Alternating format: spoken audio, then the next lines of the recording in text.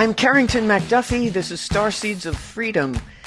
My guest today is someone I haven't had with me for quite a while, so I'm really pleased to have him with me, and you will be too. He's, and you know who he is. I'm sure you've been following him. Most likely you've been following him. I will describe him and you can guess who he is. He is a geopolitical analyst and a financial analyst and a mathematician and a statistician. He is the editor on the website golden-jackass.com, where you can find his newsletter, the Hat Trick Letter, and you'll want to subscribe if you haven't already. I recommend that very highly. And after today's discussion, you'll get more reasons why you want to do that. You can also hit the you can hit the subscribe button there. You can also hit the sponsor button, which you also will very likely want to do when you see how much value he offers. I have with me today, if you haven't figured it out yet, Dr. Jim Willie. Jim, welcome to the show. I'm so glad to have you back with me. It's been a while. It has been a while, and it's been a turbulent couple months. Geopolitically, very turbulent, and for me personally, very turbulent. But you know, we have the cabal doing what they do best: war. That's for sure.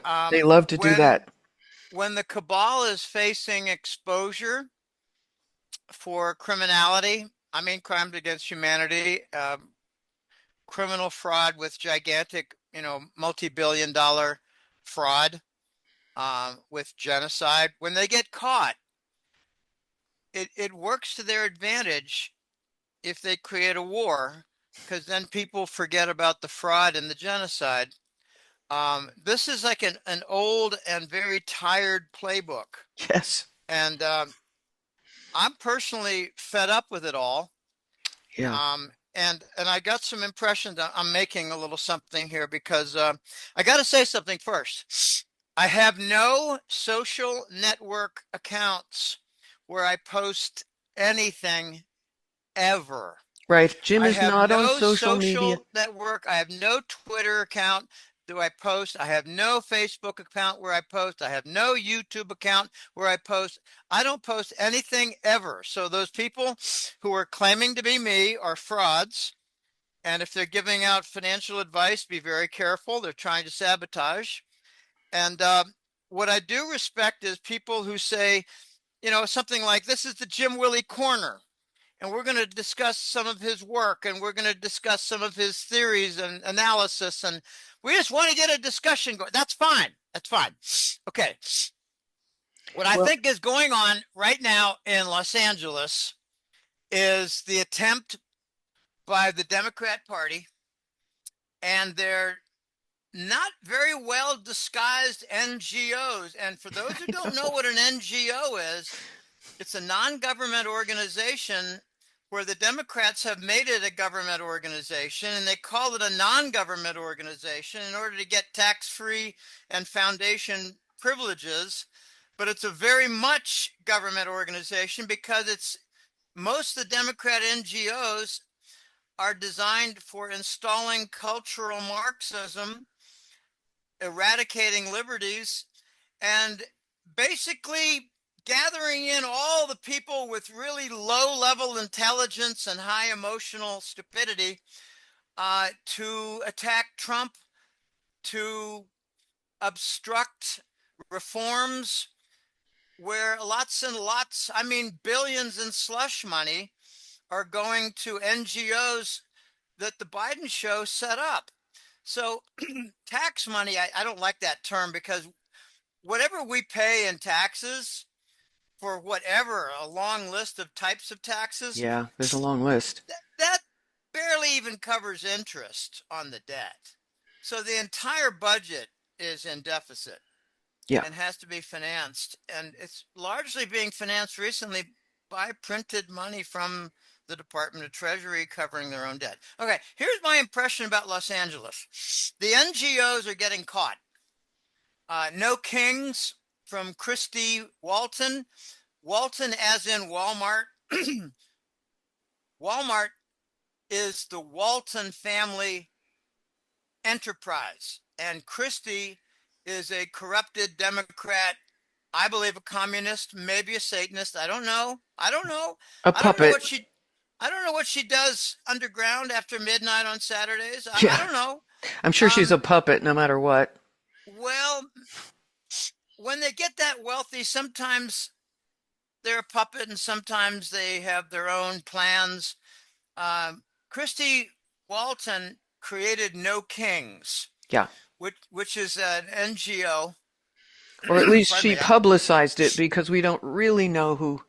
I, anytime there's someone in the news, I always question, well, who are they a front for? Because the people that, are really behind things are the people you're never going to Why are hear they of. on You'll the never news know at their all? name. Yeah, you'll never Because know they're a their name. front for something. Yeah. Well, But well, the anyway, No King, the No Kings group is very prominent, yes. and she actually boasted on I think it was a Twitter X um, little piece. She boasted that she was handing out thousands of anti-riot helmets Yes. so the On rioters X. wouldn't get injured. Right. Like the butt of a rifle by some cop. Okay, Hmm. I'm gonna map out because I did this for a couple of friends on the evil side, on the cabal side, on the corrupt side. We've got Los Angeles City Police. We've got California State Police. We have the NGOs, we have the illegal migrants, and they're all quite organized. I've heard that Team Trump has eradicated and disrupted some of the funding, so there's less rioting going on because the rioters are being alerted it's time to riot, and you know groups, maybe No Kings has supplied the bricks, that they're bricks Well, somebody located, did. Yeah. somebody, and Yeah. we may find out in the next month or two who did that, but Yeah. that's fomenting riots. Okay, so you got the Los Angeles police, the state police, and there was a fight over who controlled the California National Guard, and Trump won. So you have the what do you call it? Immigration and Customs Enforcement, ICE. Yep. That's on the good side. That's Yeah. on the liberty side. That's on the Yeah. nationalist side. Yeah. And they are joined by the California National Guard and the U.S. Marines. So, U.S. Marines, National Guard, ICE patrol versus L.A. cops, state cops, and the migrants who are funded by NGOs. This is the formula for civil war, So I think that but Civil it's not War, going to work. It's not going to no, work. and also Civil War implies that the people are against the people, but these are not people. These are They're not. organized, paid protesters and There are some legal people out and there. and le There's. illegal. Yeah, a few, but I think There, it's a small, don't you I think a think it's small? very small. Yeah, I agree, it's very small. Anyway, it is the formula for a civil war. you know, it's actually it's the formula for rioting. yeah, It's the formula for civil strife. yeah. It's the formula for looting. And for Okay, destruction. Yeah, destruction. Now, if you're a young kid and you don't have very many morals or scruples, you're going to say, I can raid that Apple store and get myself 5 or 6 apples and sell them on the street. Okay, that's what it encourages. It sure. encourages lawlessness and joining the party, which is a riot. Okay, now in Florida, it's funny. The contrast of Florida and California is always very evident. The governor in California said, "We're not going to try to stop this. This is peaceful protest." Yeah, Right, right, okay. And then Governor Newsom said, "Arrest me, arrest me." Okay, right, right. I'm please sure. arrest him. Do so. Please. Okay, I have a theory before I get to Florida. I have a theory that Trump has a plan to overthrow, and it's going to take a while, to overthrow and to capture the California government because it's run Mhm. by the Chinese Communist Party. For sure. It's got to be. Yeah. Okay. Yeah. And there are many different sides to that. First of all, I've got personal information from a military source that the lieutenant governor of California receives $50 million. I don't know if it's annually or if it's a lump sum, but he got Hmm. $50 million to maintain this Chinese control, and it's in support of Gavin Newsom, and I'm not really sure who Gavin Newsom is or whether it's the Yeah, original. I That's know. how weird it's getting. I know. Or is it a cyborg? And Trump just let in okayed Chinese students coming in, so that was kind of a wrinkle. But Yeah, but let's stick with California here. sure. I'm not done with it. This is very Yeah. complicated. California is the model for civil disruption that could trigger civil war, but I don't think it's going to happen. It was about 5 months ago, maybe 4 months ago. It was early in the year after the inauguration. Trump invited 7 different federal departments and agencies to go in there and turn on the water. Right. Okay. Yeah. I thought maybe one group could turn on the water. So the rest are there to gather information toward arresting the governor and the assembly. Okay. You don't need 6 groups. You don't need the State Department to turn the water on. Right. Okay. You need the environmental, you need a couple, I don't know exactly, environmental protection agency. They were big in there. And so is the National Guard from California. And they turned on the water, and the people weren't really too aware that the governor had turned off the water. That's how behind. Okay, I've gotten some criticism. I got to mention this. I've gotten some criticism, and it's more than a couple people. They said, Jim, you got to quit calling people stupid. Okay. And And I is say to what's your them, plan? well, then I'm going to have to say that there's a 1/3 of our population that can't seem to come to grips with reality I think, and yeah. can't seem to assemble the information and facts in a meaningful, logical manner that would indicate any sign of intelligence. Well, and I think a lot of people aren't paying Is, attention. is that So so there was nothing for them to figure out because they're not paying attention. And then also people don't get information that's worth a damn. So I'm not defending or accusing or I think the whatever, major you know. networks are in such a harsh, steep decline It's crazy. that many people are not watching the news, and the ones who are watching are the slowest ones in our crowd. Okay, I'm going to quit calling people stupid, Okay. but I'm going to identify a slice of our population that doesn't get it and can't seem to assemble facts in order to make logical conclusions, which means they're not exhibiting much intelligence. And I Now, think, that's a tactful way of saying they're stupid. okay, Okay. okay. I think there's a Okay. lot of mental illness too. They're Because brainwashing. there's a lot of brainwashing, drugging, and mental illness. I So, but yeah, you hit it. anyway, You hit it. But my brother falls into the brainwash category. okay. My Well, brother is a smart guy. I mean, uh, he's got a profession now in mathematics. He's got a job and he's doing very well with that. But my brother will just take nonsense from the New York Times and run with it full speed, not check it. Now, that's not a sign of intelligence. Okay.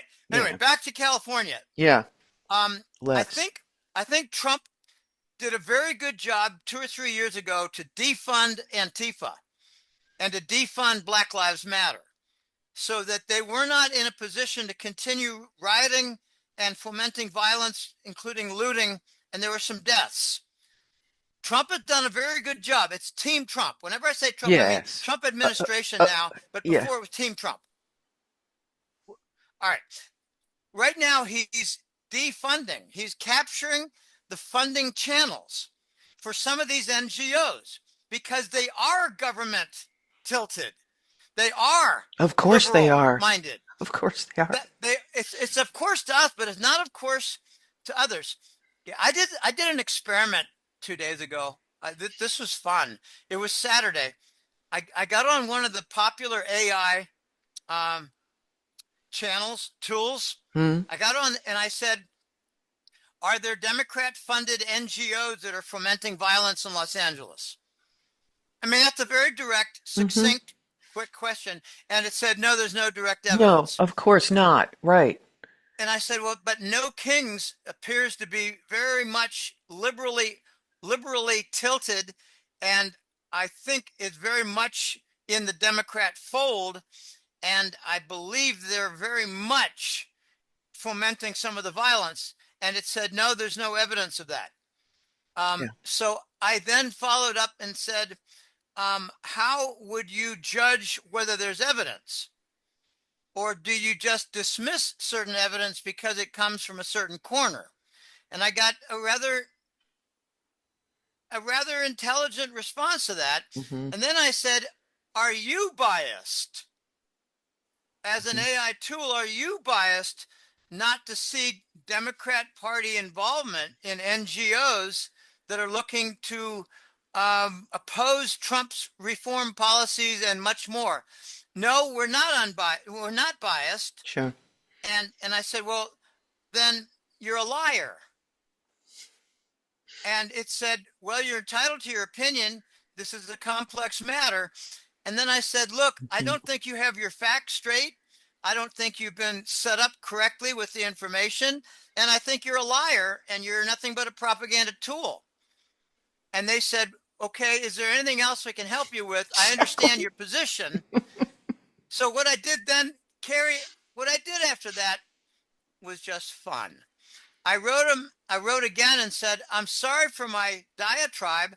I just realized that all my information came from people from the MAGA group. So I apologize. And it said to me, it takes a very strong personality and person with integrity to admit errors. And this is a complex topic. Okay. All right. Yeah. Anyway, that was my fun for Saturday. Yeah. And that, I've that, done that was some of like, that with that AI. was, And I've said every to you are single not a test. person. You are not a person. And it will go, I respect your opinion and blah, blah, blah, blah. Yeah. Yeah. Okay. I got to tell you that this is not the first test.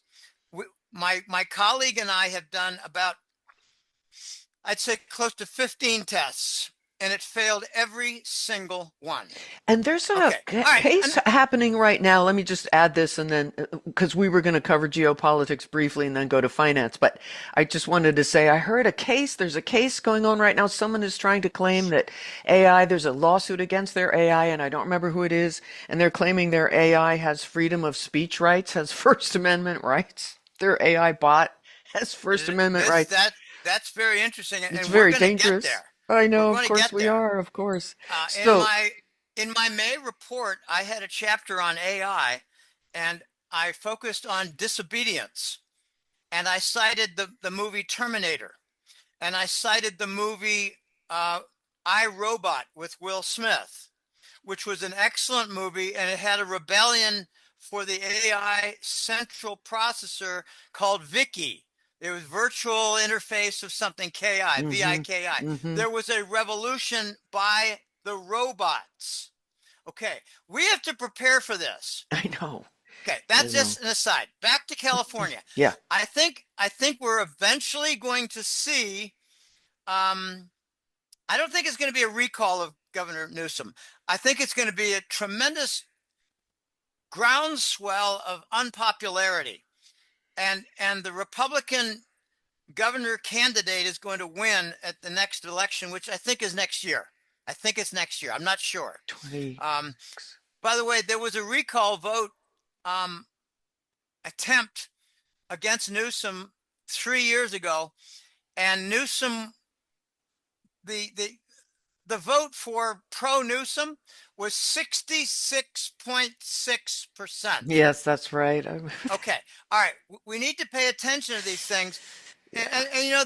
The people who gloss over stuff like that and say, Mm-hmm. well, that doesn't mean anything. No, what doesn't mean anything is that person's opinion, that Mm-hmm. it doesn't mean anything. Mm-hmm. Okay. There are a lot of people in our crowd, and they don't use their brains much. Our crowd.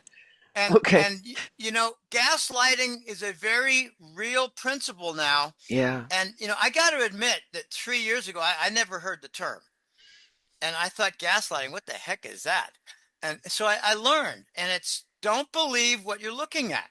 That's Yeah. it. It's from that Don't, movie. Huh? Gaslight. It's from the 40s with the French guy, where His wife was sick. yeah, and he's always turning up the gas lamp and then turning it down and telling her she imagined it, and with Yeah. what's her name, Bergman.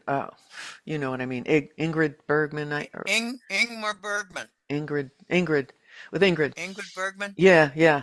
Anyway, Okay. okay. Yeah. All right. I think California is going to be a very interesting case because if it explodes, if it becomes not just Los Angeles, but Sacramento, San Francisco, San Diego, and more, Fresno. Okay, I don't think it'll happen in Fresno. That's in the valley. That's a very different world. That's That's not blue country. Um, if it succeeds in making a statewide riotous situation, then we're going to have a problem nationally because they're targeting 150 cities. oh These yeah, NGOs need to get their funding stripped. And I believe that if you were to get together Christy Walton, um, Hoffman, Soros, and two or three others, you might possibly have 90% of the funding of the liberal pro riot NGOs. yes, They're not NGOs. The N does uh, not apply. right, The N is non, right, right. non-government organ. No, Well, no, it's they're that's very where much. fascism comes in because the two meet, of course. And actually, they were busing them off to Fresno the other day. I don't know if they succeeded in doing anything in Fresno, but they were heading to Fresno. Anyway, They can try. yeah, They they can they try. don't. I don't think they get much popular support there. Yeah, All right, yeah. now Florida. Florida is very different. The head sheriff. I don't know what his title was, but some guy spoke, and he represented all the sheriffs in Florida, and he said, "We will shoot to kill." Hmm. Okay, now in California, they're peaceful protesters, and we're going to let them do what they wish to do with their First Amendment rights. In Florida, say they're not peaceful, they're hurting people, they're damaging property, they're putting people at risk who are bystanders, and we will shoot to kill. And If they remember, fire on the police, if they throw rocks at the police. Now, what happens if they walk up and spit on a policeman? Okay, that's different. I think that deserves the butt of a rifle in the head. yeah, I wouldn't And be shooting someone for that's where that. the helmet from No Kings and Christy Walton come into play. If they're wearing a helmet, then a rifle butt to the head is not going to do anything. It's going to Yeah. just knock them to the ground. It's not going to knock them out. Okay, I've always respected Florida, and I got to tell you, my Florida wingman is a military source. He's very well informed. He gives me a drop about once a month, and he said to me, DeSantis is now sort of an unwilling supporter of Trump, and he's been warned. You support Trump or your career is over. You support Trump and you support the reform policies, or you'll never run for public office again. You'll be ruined. We're going to ruin you. In other words, you toe the Trump line or you're done. That's what was told to Governor DeSantis. You remember 2 years ago, he was not pro Trump, and Yeah. then suddenly he's pro Trump. Suddenly he was Okay, pro-Trump. Yeah. he got a He got the talking he got to. the memo. Yeah. He got more than a memo. He You, got I'm saying a the group. memo. I know, but he got a group that visited him and told him what's what. They Hmm. did face to face. Yeah, that's Okay. the memo. Now, Florida is different. Florida's got its social problems. They're loaded with migrants. Sure. Loaded. Yeah. They're all over the place. And they got tent cities and they got, needle parks in the tent city. They got it all. And they got a lot of high prices. They got a lot of high rent. I got some contacts there and they tell me about the rent. And it's not really too pleasant. Okay, we got economic damage, even in the good red states. This is, I said something, Kerry. I said something before the election. If Trump is elected, don't expect everything to get cleaned up in 2 years or even 4 years. Sure. This is going to take a long time. Sure. We had 30 years of narco presidents. Now, I get really sick and tired and impatient with clownish people telling me, what are you talking about? Narco presidents. Well, Papa Bush was a narco. Bill Clinton was a narco. Baby Bush was a narco. Obama was a narco. And it's all coming out for those who weren't paying very much attention, dismissing me and my opinion, and dismissing evidence to that effect. Mena Airport, Arkansas, Clinton, Papa Bush, CIA, Baby Bush, ditto. Obama, my gosh, White House cocaine gay parties Yeah. doing boo-fooing, I think that's coming. boo-fooing with coke. Yeah, Okay, I this think is that's really sick stuff. 30 years, Carrie, not going to get cleaned up in two. no, I think that's coming out though, and it has to in order for it to ever get cleaned up. What they're doing now is they're destroying the Obama legacy, and I love it. Yeah. They cleaned out his all the workers at the Martha's Vineyard. I don't know if you've ever been. You probably have. You went to school up there. Martha's. Have you been to Martha's Vineyard? I actually have not been there, but I know Oh, the area. it it is it is like out of a storybook. It is just a gorgeous Sure. place. It got a lot of, if you go inland, you wouldn't know that you're on an island. Yeah. It's not a very big island. You get there Yeah. by a ferry, and Yeah, I've it been might on have other 20 similar. 20 cars on it. I went there twice. Hmm. I went there once on a date. I mean, with a lady. It was a group, so it wasn't quite as much fun as I was hoping for. We went on a group date and we did things, and it was fun. It's beautiful. But all the different illegal migrants, undocumented migrants who, crossed the border without any documentation, they were working for Obama and they all got cleaned out. Okay, they're removed. Okay, there's a lot going on. Every Yeah, state. remember the chef that drowned in 3 feet of water and all that? Yeah, Yeah. he was a good swimmer too, so he might have gotten some help staying underwater. I think so. Um, yeah. Anyway, by the way, he was writing a book. He did something Right. really dumb. From what I heard, Right. he was doing something really, really dumb. Mm. He was writing a book on all the things he saw with the Obamas. I mean, both men, Mike and Barack, and all their boo-foo Coke parties. He was writing a book, and that's Yeah, a really good prescription for being murdered. yeah, especially if you let anyone know you're writing it. Yeah, You and have to. and Tom Clancy. This is about 7 years ago. Remember Tom Clancy, Hunt for Red October? Hmm. What do you call it? Clear and Present Danger, and Hmm. a lot more. All those, yeah. He was writing a book about Obama also, Mm. and I think he got murdered. That's what his friend told me, who contacted me through email. Contact us. He got murdered. Hmm. Tom Clancy. He got too close. Anyway, I don't want to get diverted too much. I think the civil ignition is not going to start the rioting and looting motor. I agree. I I don't. think it's going to get short circuited, and it won't be that hard. Yeah, because it's They've only had a paid long time people. to examine the NGOs, and some of them were funded by USAID, and some of them were funded by moguls like Christie Walton. Honestly, Carrie, last thing I'll say is if Sam Walton were alive, he would disown his own kids. Yeah. Well, John Voight has disowned his, hasn't he? I think so, without being really loud about it. Yeah. And by the way, I think that Brad Pitt Angelina Jolie marriage was arranged, Oh, I'm sure. was weird, I'm sure.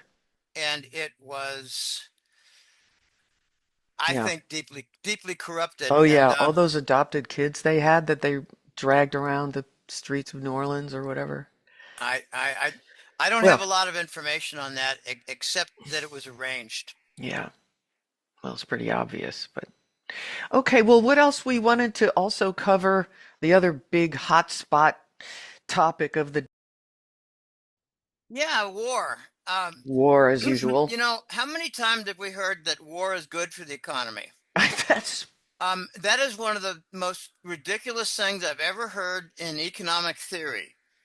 I got to say something about, it goes back to Iraq in 2003 and 4, the Iraq Reconstruction Fund.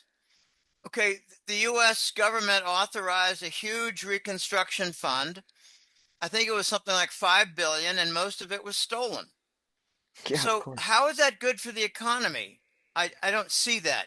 I N- think n- that claim is a reflection of mental illness. I really do. What I think it's a reflection of profound corruption in financial and economic thought.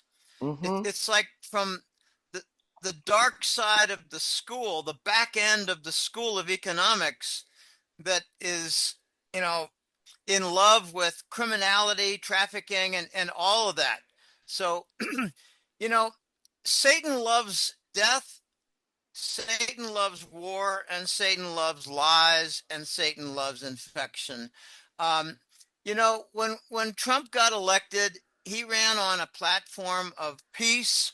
He said, "I'm going to end the Ukraine war in 1 month," or something like that. Half an hour, Um, whatever. Yeah. yeah. I think he said half Um, an hour. and he was very vague about the Middle East and the prospect of war. And I'm on record as saying the war in Ukraine will spread to the Middle East. And I just got to say this. I don't like to get involved in detailed fashion with Middle East conflict, Middle East war, Middle East, let's just call it largesse, largesse in funding and foreign aid and weapons aid. Um, we're now seeing again, like we did in Syria. You remember Syria about 3 years ago? We saw a demonstration that Patriot defense systems don't work. Yes. Um, and why don't they work? Well, because they're, I think, 30 or 40 years old, for Yeah. one thing. Yeah, they're outdated. They're outdated. Okay, and there's more. I have the privilege and the benefit, only one occasion, people like to share information with me. It's because I run with it, because I do something with it, as opposed to saying, well, thanks a lot. I don't need that. And when I hang up, I say, I don't need that. I don't care. No, no, no. I'm not like that at all. I have only one story. It's from Raytheon. A guy wrote to me and said, Jim, I listened to your show. I used to work for Raytheon. I was a rather high level guy, not at the top. And I got stories to tell you about weapon procurement. Mm. The law firms make money, the lobbyists make money, the senators earn a kickback. And with the project that I was working on with the communications upgrade, it was like $80 million, and they blew 40 to $45 million of it without doing anything to those groups, lobbyists, law firms, and senators. And they canceled the project for lack of funding. Okay, you know, we laugh, but this is the corruption that gave us the F-35. It's just absurd. I have to laugh because it helps me get through. No, it's absurd. Yeah, I know. It helps to get through. I remember 3 or 4 years ago, NATO nations said, we don't want your F-35. It sucks. It's substandard. All right, this is what's on display now for the defense system. Can you say Iron Dome? Um, let's just make a quick comment that it doesn't work. Okay.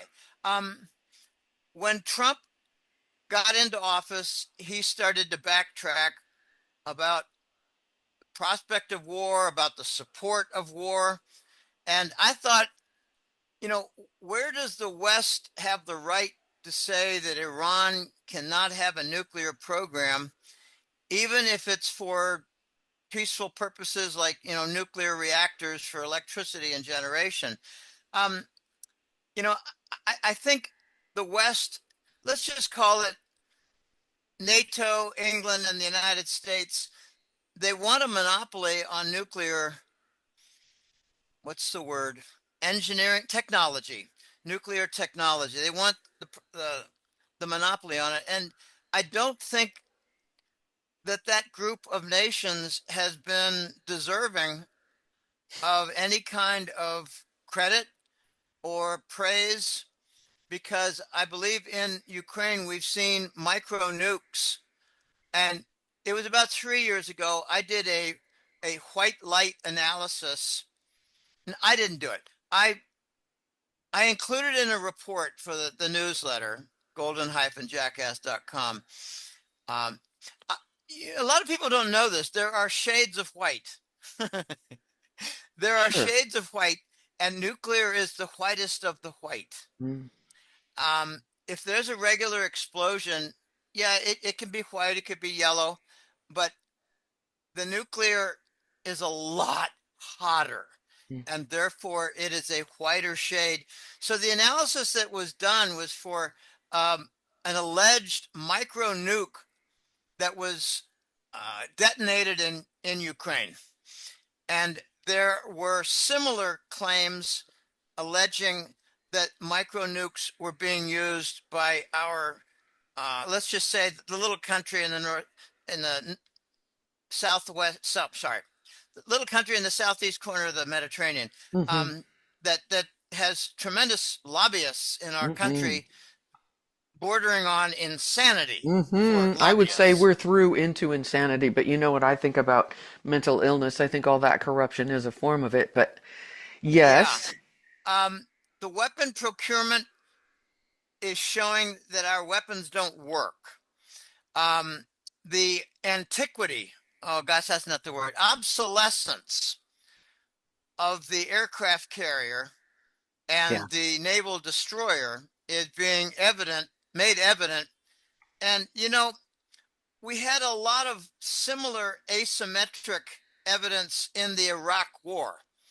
And we even made a new acronym for it: interactive electronic device, an IED. In other words, some explosives could be dynamite, could be Semtex, but attached to a cell phone that gets dialed, and then it goes off and it destroys a tank. So a tank is like $5 to $7 million, and an IED was something like $200. Okay, Yeah. that's when I first heard about the concept of asymmetric warfare. And now the drones. Okay, the Ukraine war is now a laboratory for Yeah. drone technology, and Iran is all over this. Iran has been working with the Russians for supply of drones, and we just had a very big and powerful attack, I think about 3 weeks ago, by NATO deep into Russia. So what we're seeing, Carrie, I'm afraid to say, is we're seeing an expansion of the war in Ukraine and a new war in the Middle East in reaction to Gaza and all that's happening in there. And I got to tell you, I don't like what I see. Um, it makes me very nervous. And there's a rule: you can't criticize that little country. You Yeah. can't. I know it's And bizarre. Trump even said that. Yeah. Trump said there would be consequences for criticizing the country. And my meter on Donald Trump was never more than 80% positive. Never. Um, I think he's got a leash around his neck with three sectors holding three leashes: medical, banker, and military. And let's hope cooler heads prevail. Trump has, I think, become irrelevant in Ukraine. He won a mineral deal, Yeah. and Russia promised that they would supply any shortfall of minerals that the United States might need. But Russia has had a condition that the entire country of Ukraine would be absorbed into the Russian Federation. And that's unacceptable to the warriors. They're like constant warriors. It's Yeah. UK, NATO. And Russia just made a comment that England and the British were behind the deep attack inside Russia. And they went 2,000 miles in. Which we already knew, but it's been We, said. we, we knew it from our just logical, sequential thinking. But I don't think we have evidence like, say, Scott Ritter or Douglas McGregor would have. Hmm. Those guys, let them share. But Yeah. I think the Russians, the Russians got to be a little bit worried right now. Um, anyway, we have lying reports in the Western press regarding damage inside Iran. We have just outright lies. There are civilian targets. There is collateral damage among civilians. And, we have civilian targets also in Tel Aviv and Haifa. There's no doubt about it. I'd like to see this stop. And Donald Trump is trying to get cooler heads to prevail. I give him credit for that. Yeah. But when he's not talking about peace talks, I think he's involved in arming the little country that we can't criticize. So that's why my meter is no longer at 80% with Donald Trump. It's now at 70 and falling. And I don't really have much more to say about this except that war destroys economies. War is not good for economies. War has no trickle down benefit in the multiplier effect. And usually in the last 20, 30 years in the United States, reparations and reconstruction funds have been stolen by our leaders. Hmm. Okay. Therefore, let's stop the war. And Yeah, I'm please. not one who put daffodils or dandelions in um, In the gun National barrels. Guard rifles. I Uh-huh. didn't do that, but I Hmm. was very near Kent State in the spring of 1970. I was there.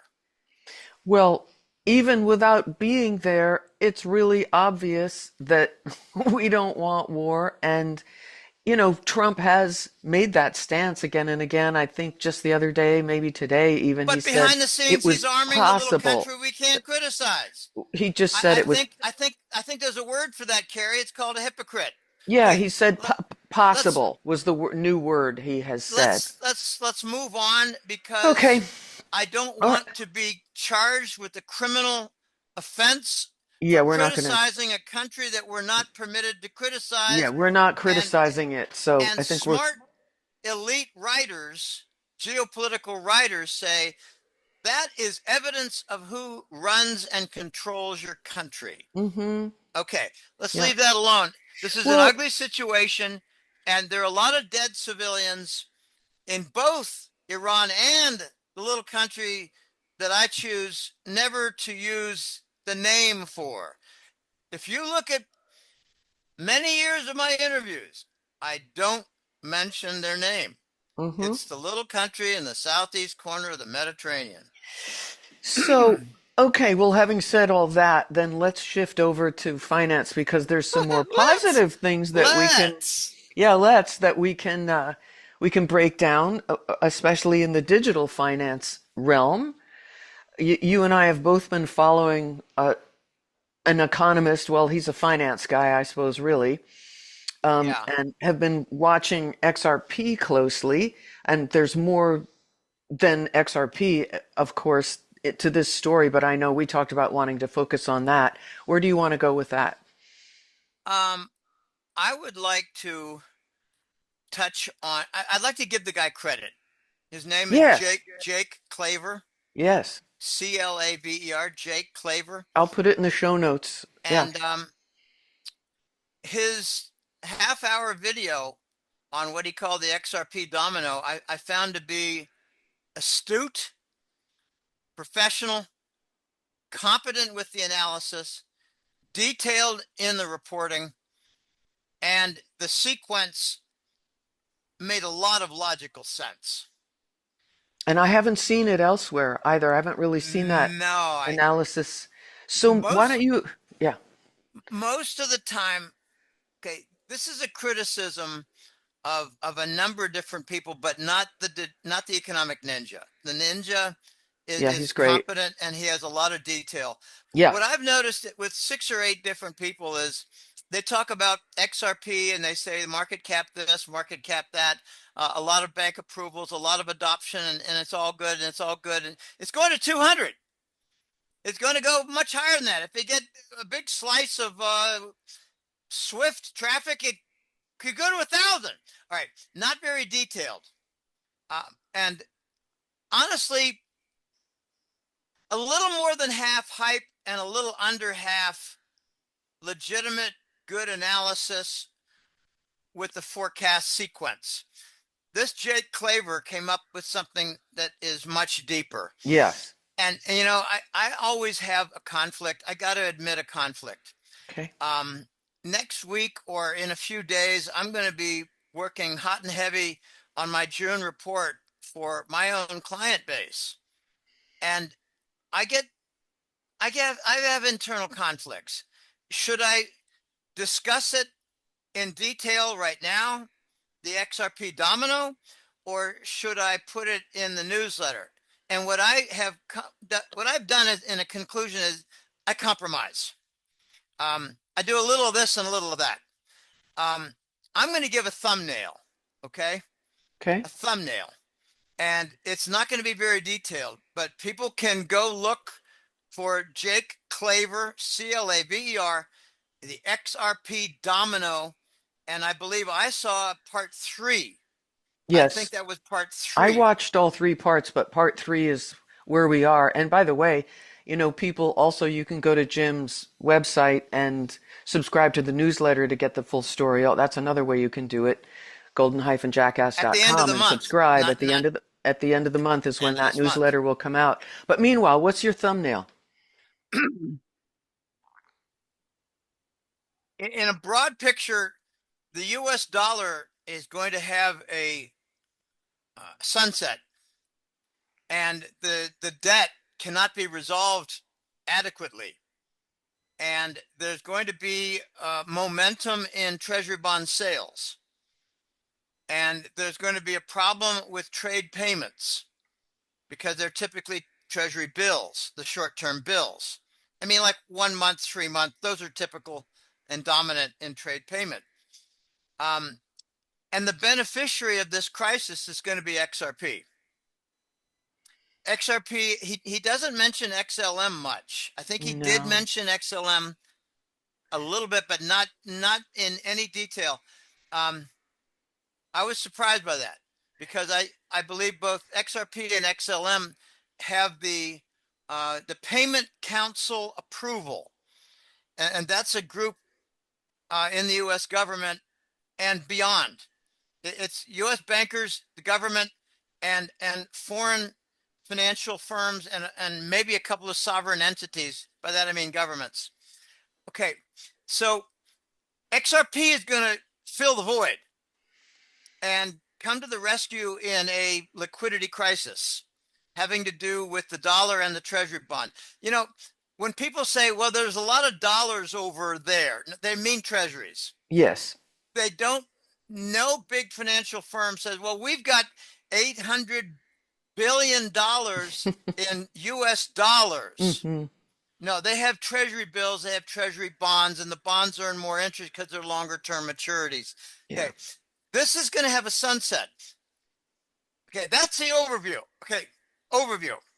Let's get to the details because this is tough. This is not simple stuff. This No. is tough.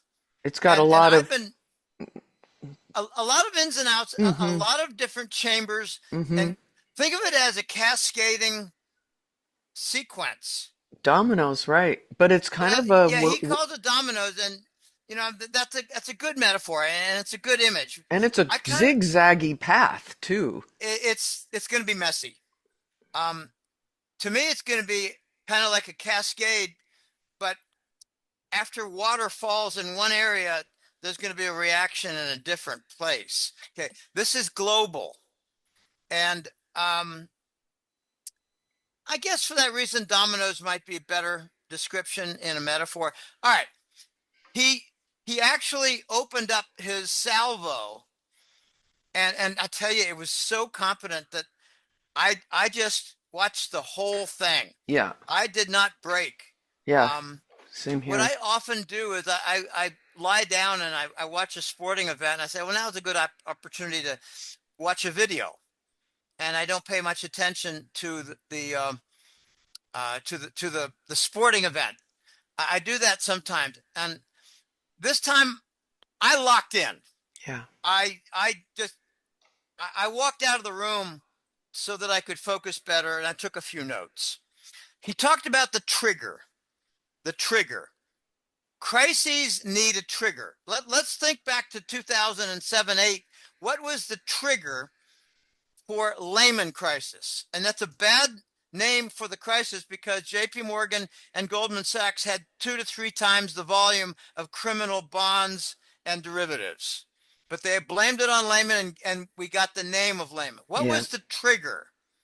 The trigger was, in my opinion, from what I understand, and I was there. I forecasted the crisis a year in advance. It was one of the biggest things I did to advance the newsletter. I almost doubled the client base in a 2 year period as a reward for forecasting it correctly in advance. And I had some help from a couple of clients and a couple of colleagues. Okay. The trigger was a couple of things. One was more obscure. The credit default swap for Lehman Brothers Corporation. It got above 1%. Normally, it's about 10 to 15 basis points, like 0.15%. Mm-hmm. It got up to 100 basis points, which is 1%. It got over 1%. That attracted attention. Then we started getting downgrades for credit rating on various bonds, and they call them CDOs so that people didn't know what the hell they were. They're collateralized debt obligation, a package of mush and bullshit Yeah. and Bad. bad paper, falsely rated. Yeah. All right. Burry was one name in there, and he got the Goldman Sachs folks to bring about these synthetic contracts for failures of these exotic packages of rubbish and bullshit and falsely rated bad paper. And back then, we started getting fraudulent charges against the MERS, the Mortgage Electronic Registry System, that was supposed to make sure that one mortgage can only appear in one mortgage bond, but the average was 2.5. Fraud, and more fraud. All right, there were a few triggers there. What Jake Claver believes is that Japan is going to raise interest rates because of higher oil prices. And, you know, this is prescient. It's either prescient for Jake Claver, or he knew that things were going to accelerate in the Iran war with the other country that I never like to name. So higher oil price. By the way, I don't think Iran is going to close down the Hormuz Strait. They need income also. Well, I they think can that's truck, they can ship out via rail now. So I don't know how that compares, but they are uh, set up to ship out via rail. to like Qatar or Oman and put that in a ship. I Okay, guess. all right, fine. But if the Hormuz Strait gets shut down, I guarantee you get a $10 to $15 jump in the oil price. For sure. Rail or no But you rail. think that they will not? I don't think they will, because I Uh-huh. don't think Iran wants to be labeled as a troublemaker. Mm-hmm. They're doing what they do in what they call defense, and I don't want to talk about it. Yeah, that's Uh, yeah. but if the oil price goes up, remember Japan is a 100% oil importer. 100%. They don't have oil production. They don't have even offshore. They don't do that. Right. So they're likely to raise interest rates, which will accelerate something that began 3 years ago and did not get a lot of traction. Now, I'm one of the few guys out there who's ever talked about how Japan started selling a lot of treasury bonds and their currency went down Down. Yeah. because their currency has a basis in dollar reserves. And Right. if they sell their treasury bond, they lose their dollar reserves and their currency at the end goes down. They started a vicious cycle that has not been fixed in 3 years. It resulted in their currency going down. Foreigners sold the Japanese government bonds because they lost on currency. Then Japan printed money to cover their own bonds and their currency went down more. And then they decided we have to go to the gold standard, but if we do, we're going to get the Rockefellers and the Rothschilds to assassinate our leaders, which they are doing. Okay, back to Jake Claver. If Japan raises interest rates, he expects, and so do I. And by the way, before I even heard about Jack Claver, in my May report, I had 2 stories about the unwinding of the yen carry trade, which I believe is grossly misrepresented, grossly a victim of lies and distortion. I believe in the 1990 decade and beyond, Wall Street probably borrowed somewhere between $3 and $8 trillion from Japan at 0%. Now, some people might wonder, why would Japan ever have 0%? Well, it's really easy to explain because 30 years ago and 20 years ago, they had huge trade surpluses because they were a very efficient, effective export industry nation. Toyota, Honda, Nissan, Hitachi computers, all kinds of cameras, Nikon. Oh my gosh. If you were to make a list of all the export corporations, you need a couple pages. So Wall Street gave them a recommendation. Slow down your currency, which is increasing because of your trade surplus, by bringing down your interest rate to 0. What the Wall Street guys didn't tell them was that Wall Street was going to borrow at 0 and invest in treasury bonds in the trillions. That now has to unwind because Japan has had enough of this and they're raising interest rates and they're no longer 0 and their Japanese government bonds are in trouble. They're in big trouble. They've been in big trouble for over a year. They've not fixed anything. And what I find interesting, and I made a parallel in my May report, Japan and China have similar effects but different problems. Japan has to unwind the carry trade, which generated, I think, $2 to $3 trillion in profit for Wall Street banks. And meanwhile, China has to resolve Evergrande, and they're not equipped to do so. I question whether Japan is equipped to manage the unwinding of the yen carry trade. But back to Jake Claver.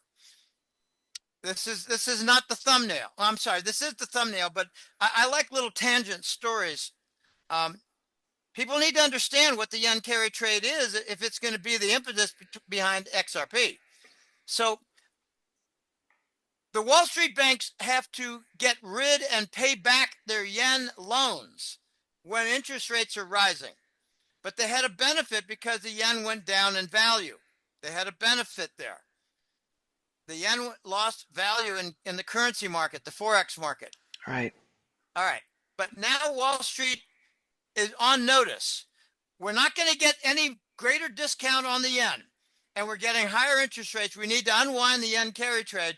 And the Japanese are going to hasten this and bring about an acceleration in treasury bond sales, which can maybe be described as dumping if the BRICS nations join and they initiate Operation Sandman.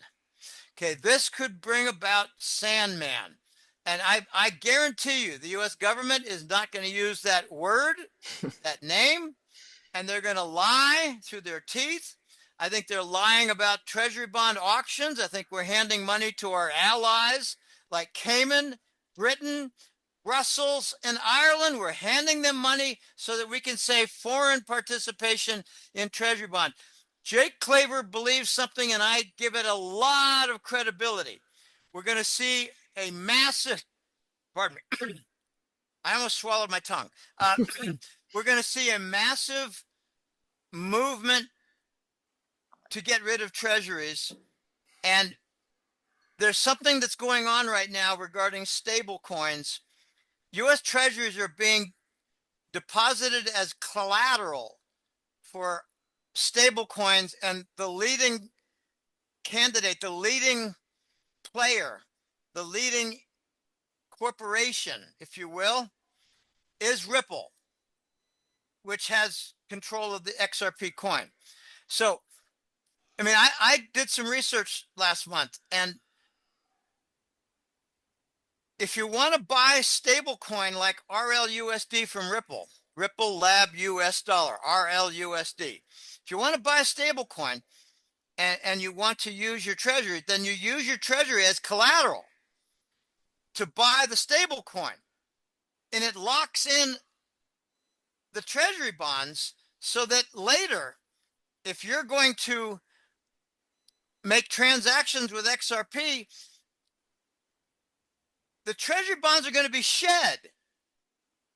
And it's going to be a gradual decay of the deposits of treasuries that back up the stable coin. Okay. Jake believes, and I agree with this, that we're going to have a liquidity crisis, which means there's not going to be enough money to cover the treasury bonds that are going out the door. And he makes a really good argument that I need to study a bit more, that USD Tether is very closely aligned and connected with, I think, direct firm cable lines with treasury bonds. So what I posit is that if BRICS nations dump a bunch of treasuries, they're gaining a bunch of USD Tether. They're being paid in Tether, and Tether is expanding. And Jake believes something that I regard as very credible, that there's going to be a massive leak in massive leak in USD Tether because of the sales of treasury bonds and because of transactions that will take place among the stablecoin ocean, that I call it, ocean of liquidity. Jake expects a liquidity crisis. Well, how do you address a liquidity crisis except to add to the ocean of liquidity? And that is RLUSD. He mentioned a couple of others like Solana and their stablecoin.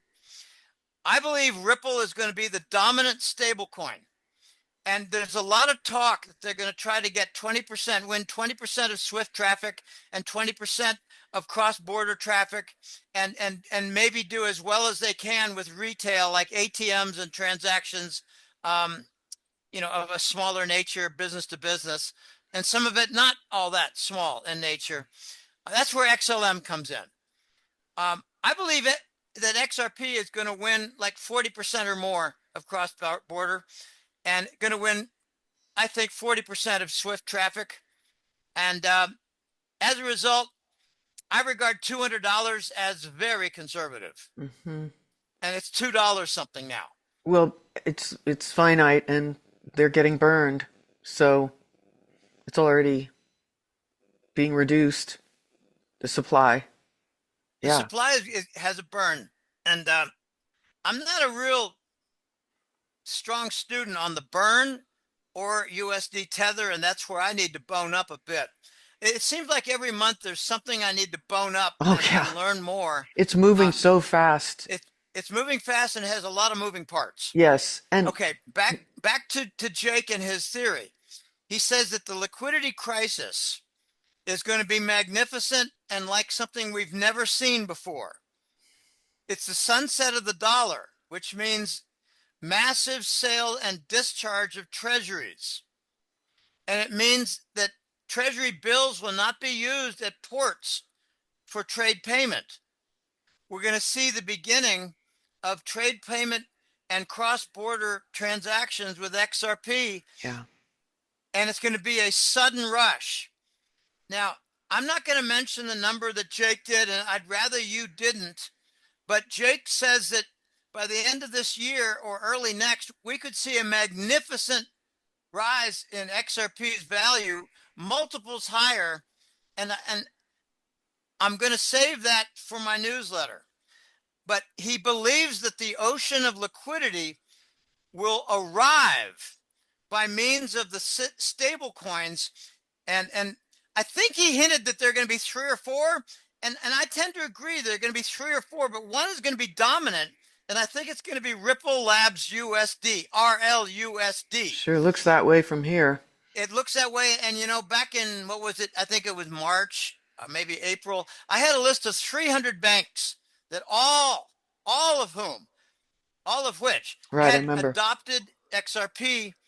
And the Russians have XRP at the center of Yes. their financial system. On one side is investment, and the other side is banks and investment and what do you call it? Financial markets. And the other side is banks and investment firms. And Japan In Japan, right? they dictated back in October last year. Right. All financial firms this year must be XRP compliant. Yeah. So we've got two, and Japan's not even BRICS. Yeah. Japan is more BRICS than BRICS nations are BRICS. That's my impression. They act okay. Back to Jake. The stable coins are going to come to the rescue and fill the void of a gigantic liquidity crisis brought about. They're going to call it a credit crisis. They're going to say that the treasury bond is being discharged and we urgently need a replacement to manage central bank activity and trade payment activity. And I believe a big part of the answer is going to be XRP and its backing of the ocean of liquidity with the stable coin, RLUSD. Now, I like to simplify things when they can be simplified.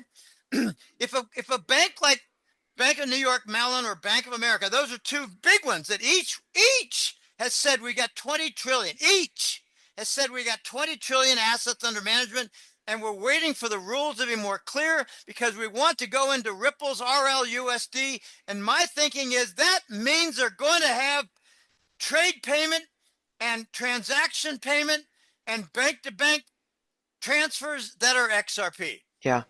These banks are not saying, they're not saying we don't like this trend.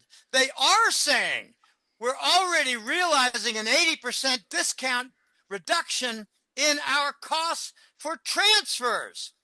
And we're noticing that it's not 2 days, it's more like 2 minutes. Yeah. Okay. Now, Yeah. I have mentioned this before, Carrie, and I am going to mention it again. I had a client tell me, Jim, I'm going to wire you, X amount of money, and not tiny, not like $200, and not huge either, like 10 or 9 or $12,000, something intermediary. And my client said, it's all sent, it's done, and my bank said that you should get it in the next couple of days. I said to my client, I will make you a bet. I'll give you 5-to-1 odds that I get it within 3 hours. I got it in a little less than 2 hours. Okay, we've already got certain payment systems in place. They're trying to call it quantum financial system. I think it's much deeper than that. I think there's XRP involved. And there was I put this in my April newsletter, I think it was, maybe it was March. There was an experiment done. And this fellow said, I'm going to make a transfer of $50 million. And I'm going to do it with XRP. And he said, I'm going to give you the results. The results were 3 seconds and $2 cost. Okay, this is what the bankers see. Mm-hmm. They see bigger profit margins in their business because of reduced costs by 80%. I keep hearing 80%, 80%. In some cases, it's more. I think, okay, this is just my opinion, and I like to share my opinion. I think they're seeing a 90 to 95% cost reduction and they're calling it 80. I agree. I mean, from Ooh. 3 days to 2 hours to 2 minutes, that's more than 80%, you know? Now, I believe that if it's bank to bank, like from my client's bank to me, I believe it's done in 3 minutes. Of And course it I is. believe a guy at a desk is, working on other things. And after an hour, he gets to mine and puts it in my account. Yeah. So it's really a 3 minute Yeah. transaction with a human element that makes it 2 hours. Yeah. All right, these guys drink coffee. They go to the men's room, and the women have their own routine, and everything is not bang bang.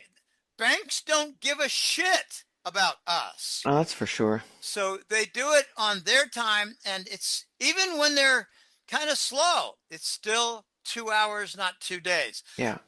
I have done that kind of bet with clients and a certain friend and another person. I've done that about 4 or 5 times in the last 6 months. Mhm. And it's never more than 3 hours. Okay. All right. So the liquidity crisis is coming. And there's going to be a massive, I prefer the word hemorrhage for USD Tether. I think it's not going to have a leak.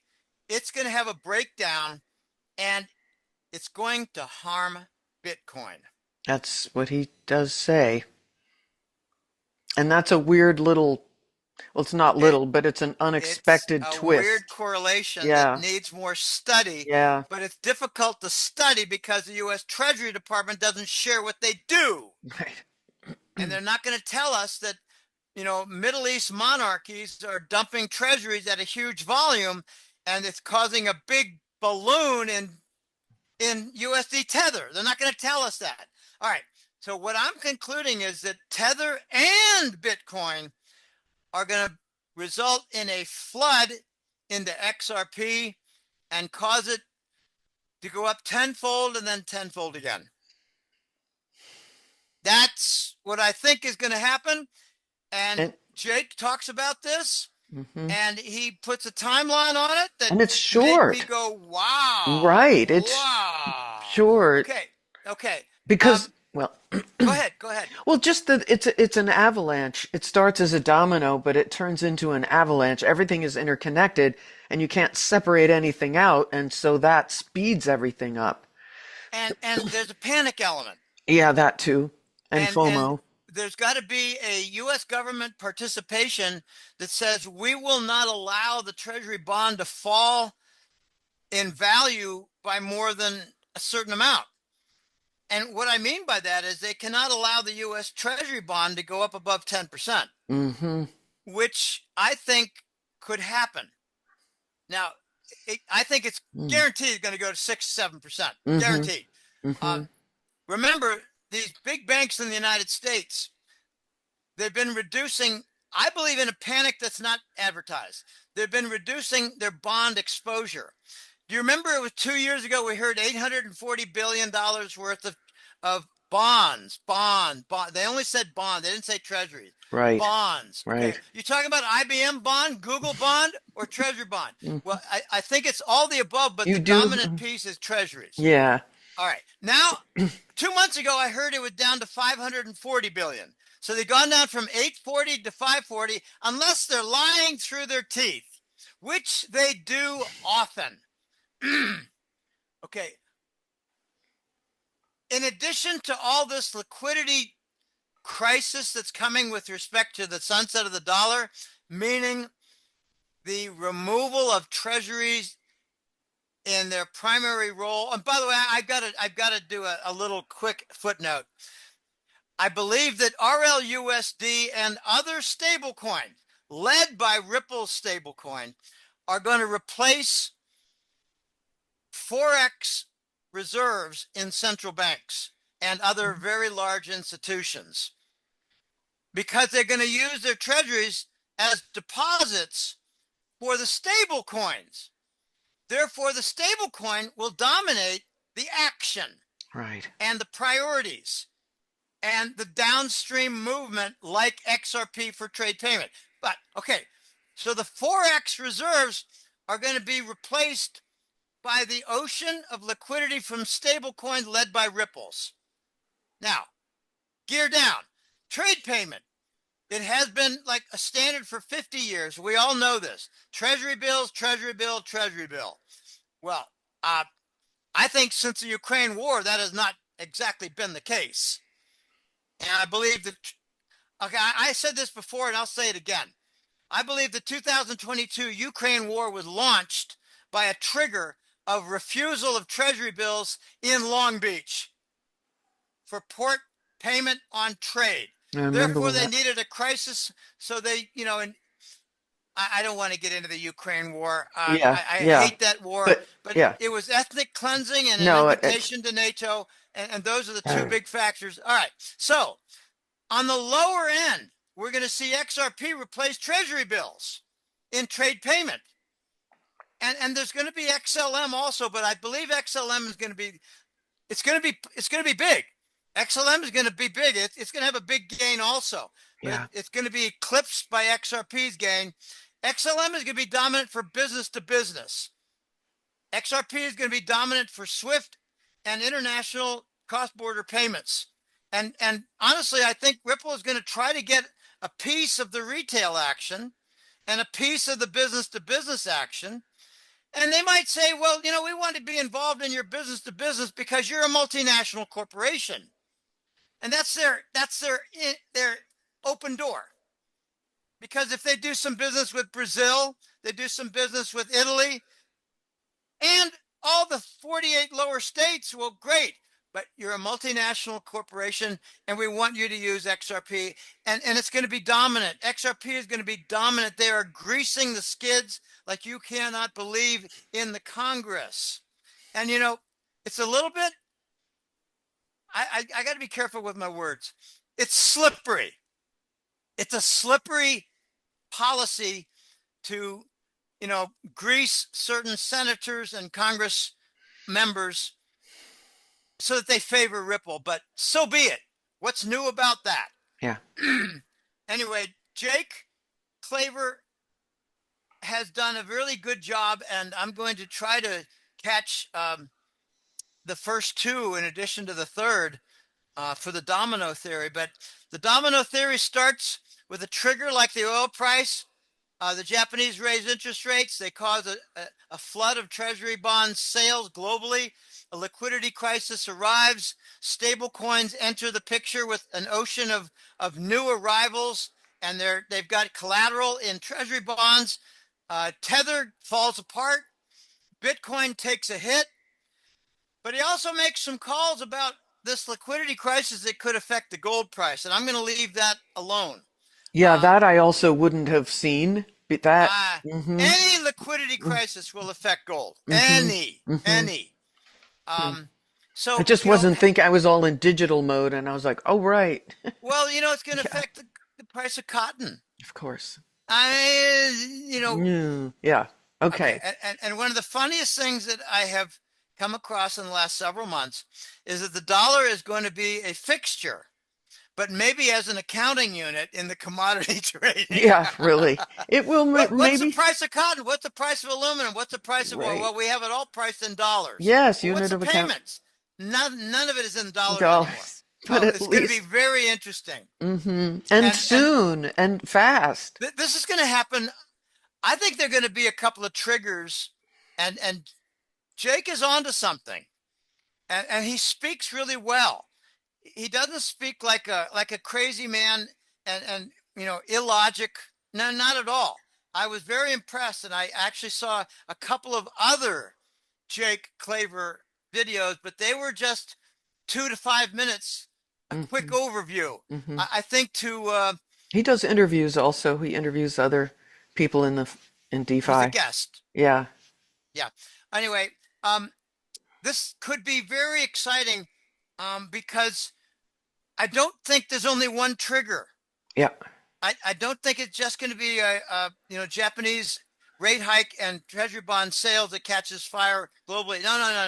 No. It could be an oil problem that affects numerous economies, including, okay, Europe imports almost all their oil. So does Japan. So Hmm. whatever happens in Japan is likely to happen in Europe. You got to use your head and see the correlation.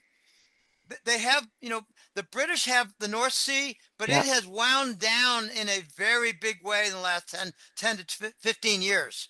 Um, the Norwegians still have some output, um, but they're actually getting hired by the Saudis more than they are producing in the North Sea and any location. You know what's really coming up big is Arctic exploration Yeah.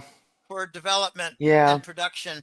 And that could be one reason that we're seeing Greenland in the news. But Greenland is a very diverse story that I'm not going to touch on here. Yeah. We Okay, don't have time for that, but okay. You know what another trigger is for XRP is hmm. silver. Silver could cause some problems for the banks, and the banks are going to lose money on silver that must get closed out on their contracts where they're underwater. And as they go underwater, they're going to have to sell at a loss their treasury bonds, and they're going to have, I think, a hemorrhage of red ink that's not just going to be from silver, it's going to be from treasury bonds. Hmm. And if we get, why is Trump pushing Powell so much for lowered interest rates? Okay, there's a reason that's understandable, and there's a reason that's hidden. We're never told the hidden part. Yeah. The obvious part is, well, the economy will benefit from a lower cost of money, lower cost of credit, the distribution system benefits, blah, blah, blah. It's all very basic. The Hmm. part that's not basic is, well, if he gets a lower interest rate, then these big banks can dump a lot of their bonds, and they never use the word treasury when they talk about bonds. Okay, they can dump their treasuries and get out from under a very bad situation of, I think it's more than $540 billion. I think it's like 6 or 7. I but we can't prove that because we don't have access to data, and it's considered national security information now. So silver could cause a different trigger. Hmm. And I think the liquidity problem is going to have, I think, a few different sources. You mean because of delivery on paper contract, actual delivery? Forced closure of their contracts. Yeah. Okay. They got to cover, Yeah. and they got to lose money, Yeah. and they're going to have a liquidity problem. Then they're going to need money, so they sell treasury bonds, and they lose money on that, but they're bringing money in.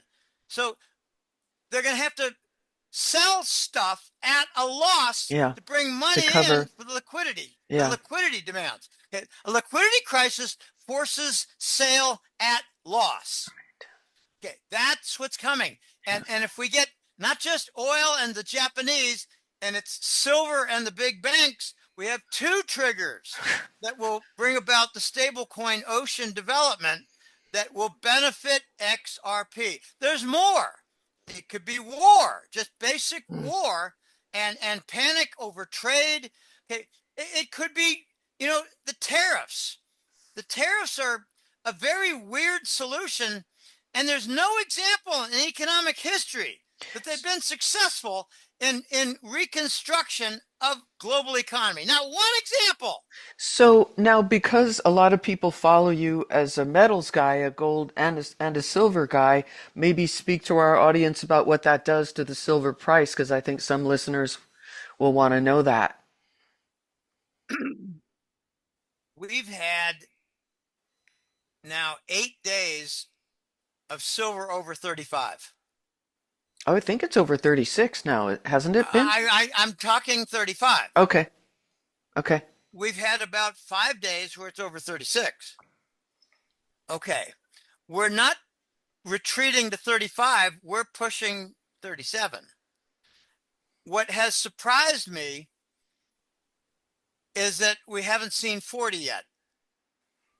I thought maybe by mid to late June, we'd see 40. What has happened is they're pushing out I have a hard time finding the right words. They're pushing out the corrupt futures contract trading scheme, the dirty futures gaming scheme. They're pushing it out, and they're wrecking September. They're pushing it out. They're not resolving it in the current month. They're Yeah, they pushing it out. keep. What they're doing is they're guaranteeing a bigger problem later rather than a big problem now. What that means is good news for silver investors. It means the possibility, the probability of $80 silver this year goes up because we're not resolving anything Mm. this year. Okay, we should have seen $40 a couple months ago, but we Yeah. didn't, which means we're guaranteed to see $50 in the near future, but they're going to push it out and push it out and push it out. I've actually gotten some pretty good research out of some of the AI tools for the sequence on silver Hmm. and the damage. The bullion banks are wrecked. We're going to see a couple bullion banks, I think, hit the skids and maybe have bankruptcy declared, and then we find out what their association is with the Wall Street crew of big banks. Silver is not retreating. It's inching upward, and they're not even testing the lower side. They're not. I think we're getting to the point where Basel, which has the big repository of silver that was used in 2020 in the autumn, I think we're getting a conclusion here. And we're getting, let's just say, evidence that enables our conclusion. Basel's not going to dump their silver on the market because they see 50 around the corner. Yeah. Okay, that's what I see. Mm. And pushing it out farther and farther only guarantees the $50 and $80 prices. And I've got a joke, and you know, I'm told to be more careful about calling people stupid. We've got a lot of people in our population that are not blessed with much intelligence and have not shown much mental activity that is very impressive in the last 2 or 3 years. Okay, I'm careful with my words here. We're going to see, I think, an awakening. And the awakening is going to be a conclusion that the dollar is in trouble, and we're seeing higher prices because the dollar isn't backed by much of anything. We're going to see, I think, a real nice move in silver. And I don't have numbers, but I do have a joke. And Okay. it's a joke in the form of Signore Fibonacci. Okay, I have in my little math book, I expanded the Fibonacci chapter a couple months ago. Fibonacci is interesting. The next number is the sum of the two previous numbers. So 0, 1, 1, 2, 3, 5, 8, 13, 21, etc. Mm-hmm. But what I've noticed is that the silver price seems to have followed the Fibonacci if you multiply by 10. Okay, we had 10 as a barrier. And thanks to Uncle Warren Buffett and his intense fabrications and lies, we got above 10. He said I sold early, and he's a liar. He didn't sell early. He got called away selling options that earned income because he didn't want to admit that he was earning income selling options because Wall Street was saying gold and silver never earns income. But Uncle Warren Buffett was earning income, and he misjudged the silver market. He got called away when the price was about 9. He sold at 7.5, and he lied and said that he sold early. He didn't sell early. He sold at the end the end of a contract under legal pressure. All right. So we got above 10. Then we had a big barrier at 20. That lasted for almost a decade. Then suddenly we got up into the 20s and we couldn't get above 20 until I don't know exactly what it was, about 2018 or something. I had my friend Chuck, and he made a lot of money on what's the word? What's wheat and precious metals, which has a beta of 2.5. And I'm talking technical stuff. All that means is the gain for wheat and precious metals is 2.5 times what the gain was on silver. They buy byproduct. Anyway, so we got above 20 about 5, 6 years ago. Now we got above 30, and it was not easy getting No. above 30. That was what, April, May. We got above 30. Okay, so we had a cup of coffee at 50 back in 2012. Hmm. I call it a cup of coffee. We actually had, I think, a seat at the park bench Yeah. at 40 Yeah. around that time. Yeah. But it wasn't much. And I like to focus on the Fibonacci's. 10, here's what I think silver's going. 10, 20, 30, we've already been there. Next is 50, then 80, then 130. And the joke is, what's after 130? You were looking for an answer for that? Well, let's make it rhetorical. Let me do that No, I again. think you will need to tell the joke. Tell what's The the joke joke? is that people can't answer the question. Let's do it again. 10, 20, 30, 30, 50, 50, 80, 80, 130. 130, What's 2 next? whatever to 240 or 210, 80 210, plus 130. 30, 210, 210. and All then it right. goes on and on. Oh, Okay. but All right. okay. What I did in my math book, Carrie, was to say if you want the 125th Fibonacci number, then it's going to be roughly the golden ratio to the power that. Mm, And the difference between, or the ratio between that Fibonacci actual number and that same power of the golden ratio, that goes to zero. I'm sorry, goes to one. That ratio goes to one. And I prove it. And it's not hard. It's not hard. It's not hard. okay. Okay, the golden ratio, by the way, is ooh, oh, mm, 1 plus the square root of 5 over 2. Okay. Okay, anyway, we're going to see, I think, a move pretty soon. And okay, remember, back in March and April, I said we're going to break 30. We're going to break 30 in a firm way in June. You're talking okay. March, And we, April of this year, or you're talking about last oh year? yeah, March, April this year, I Uh, said we're going to break 30 in June and July. And we did. and we did. Now I'm saying by the end of June, I'm sorry, by the end of the summer, I'm seeing 50. I'm seeing it Okay. in very big, I'm seeing in very big letters with the Sharpie. Okay, well, you're on record for saying that. Um, Um, and it's going to cause a problem with global liquidity because banks are going to get hurt and they're going to sell treasury. Jake is not on to the silver no, he didn't. Well, trigger. I haven't heard him touch on that, but maybe he just hasn't touched on that. Oh, I think he will. I think Yeah, one of it, yet. I think part four in his domino theory might be, well, we have a multiplicity of triggers, so let's examine some of the other ones. And Hmm. I'd love to work with him on that. But I don't know him. I never even heard of him before.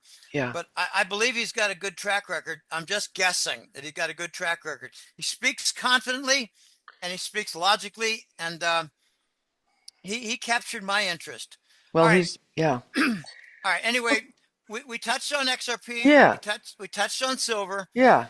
and the part that's not well known right now is, I think, what will the repercussions be for the United States for its hidden role in war?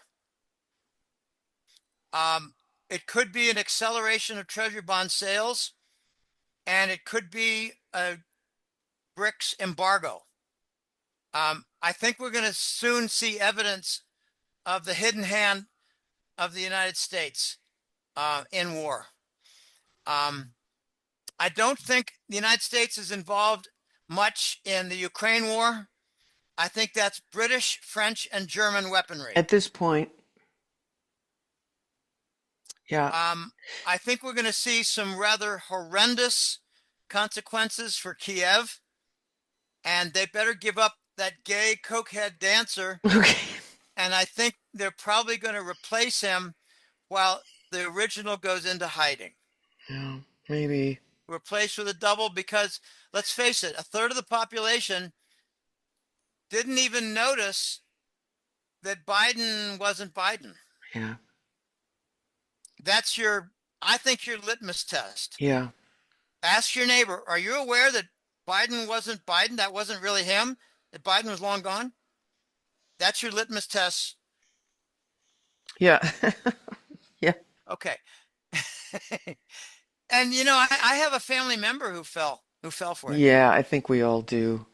Um, Well, it's not so easy, but we didn't agree that it was Biden even at the inauguration, no, which it is a fake wasn't. event. It We wasn't. were onto that. Yeah, some of And us we're were. now to be given credit for being alert, for being savvy, and not being gullible. Right. I wonder what form that credit comes in. We will hopefully XRP find out. gains. Yeah, that's good. Thank you very Well, much. yeah. Well, All we're right. pretty much out of time here. Yeah, we're out of time. But I want to point people again to your website, golden-jackass.com. Check out the newsletter, the Hat Trick Letter. I recommend subscribing to the Hat Trick Letter. You can also hit the sponsor button.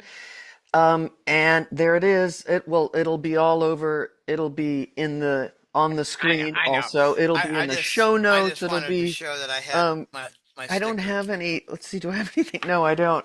That was good. So check it out, folks. And thank you so much for being with Jim and me today.